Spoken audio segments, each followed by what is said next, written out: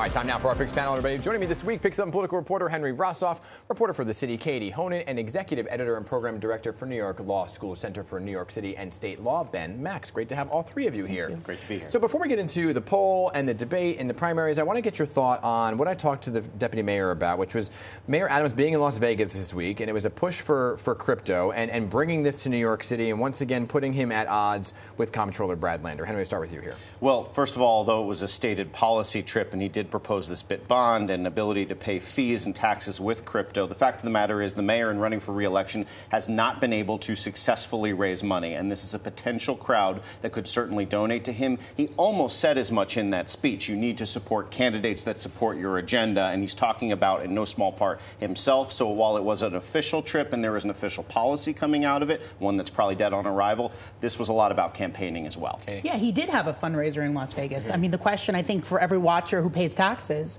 why did the mayor of New York City, his police detail, and two staffers fly to Las Vegas a day after he announced that we outside summer? You're supposed to stay in New York for the summer in New York.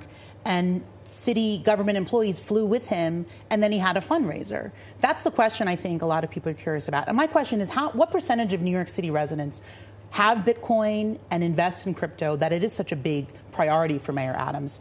He's raised a lot of money. He flew down to Puerto Rico late last year as a fundraiser as well. So it seems that these are trips not about New York City policy, but about fundraising for his reelection. Right.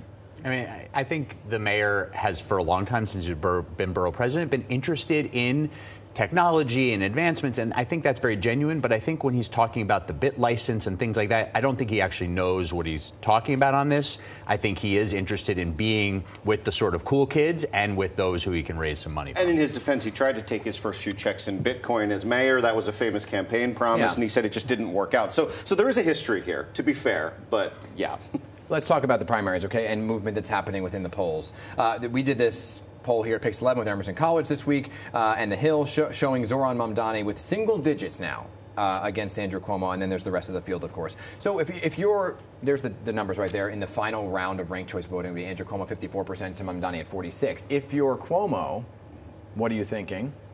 And if you're Mamdani, what are you thinking?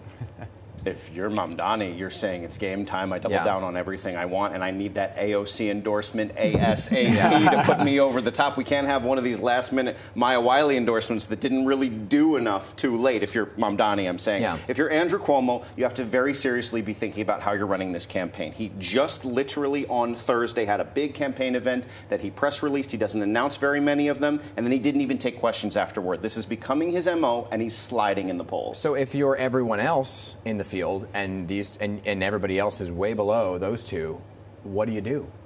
I think for a lot of these campaigns are going to continue doing what they have been doing. Today, more matching funds were released. And I will note that Cuomo was docked again, some more money. Because of that super PAC with the ad, right? Coordinating with the super PAC. Council Speaker Adrienne Adams finally qualified for matching funds, so maybe she'll put on some TV ads. But I think the other candidates, Assemblymember Mamdani has had a very active campaign, and a lot of the other campaigns have just not been out as much. I mean, Cuomo has really been in hiding. I think he's noticed that this gap is getting smaller because this week he announced a $20 minimum wage proposal, something that he opposed as governor and that needs state approval. So it was very interesting to see what he is proposing now as this campaign continues. Just briefly, I would say we're now seeing New Yorkers really start to pay attention to this race, right? Post-Memorial Day, the final few weeks, we've seen in races past that there's an early front runner, it's a lot of name recognition, so forth, and then people start to really pay attention, and of course it tightens.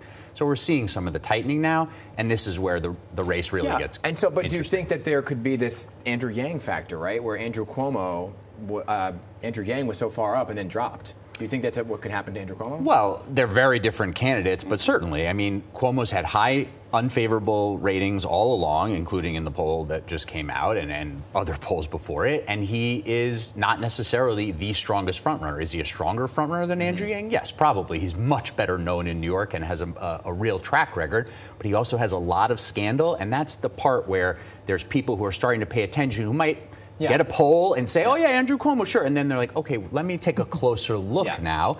And that's where if you're a Adrian Adams or a Brad Lander trying to sneak into this in a really competitive way, you're hoping, okay, where are those people who might be taking a second look at a Cuomo or even a Mamdani, where they may be going. And then the question becomes now, what is Mamdani's ceiling? Has he hit it? Can he not go any further? And then you look at maybe a Lander, a Stringer, and Adrian Adams. If you're a voter who just wants to win and doesn't like Andrew Cuomo, those are the questions. Yeah, and I'll talk about our comptroller debate in just a second, but there are the mayoral debates that need to happen as well. And Katie, I know you're part of it, right? Without showing your cards of what you plan to ask, what do you think needs to happen on a stage, though? Is it all eyes are attacking Andrew Cuomo, or is Mamdani now kind of on the attack as well? I think these candidates need to introduce themselves to voters, because for a lot of people, if they're tuning into either debate, they might not know who these people are. They might know their names, but they might not know anything. So I think for any candidate, they shouldn't waste every minute on stage attacking any of the two, whether it's Mamdani or Cuomo. They actually have to present a reason for people to vote for them, not against other people. So that, and it's much more difficult to do, but they need to present who they are and what they want to see happen in the city under their administration. Odds are, if the debates are all about Andrew Cuomo, including lots of attacks, it's in his favor. It's in his favor. Because then he'll get to respond to everybody who's attacking him, and the camera will just be on him for most of the hour, hour and a half, whatever it winds up. And I almost feel if you're Mamdani, you can make the calculation of letting others do that and then just share some of these big visions he's put out there, like free bus service, for example. Yeah, it's interesting because, the race for mayor right now in our poll had the undecideds at 4%, right, or give or take. Yeah. And the race for comptroller, the undecideds were 29%, right, which is why I thought our debate was very interesting because, to your point of attack mode, there wasn't a whole lot of attacking. Now, certainly they align on a number of issues, but I think it was about the introduction because that's a race that not a lot of people are paying attention to.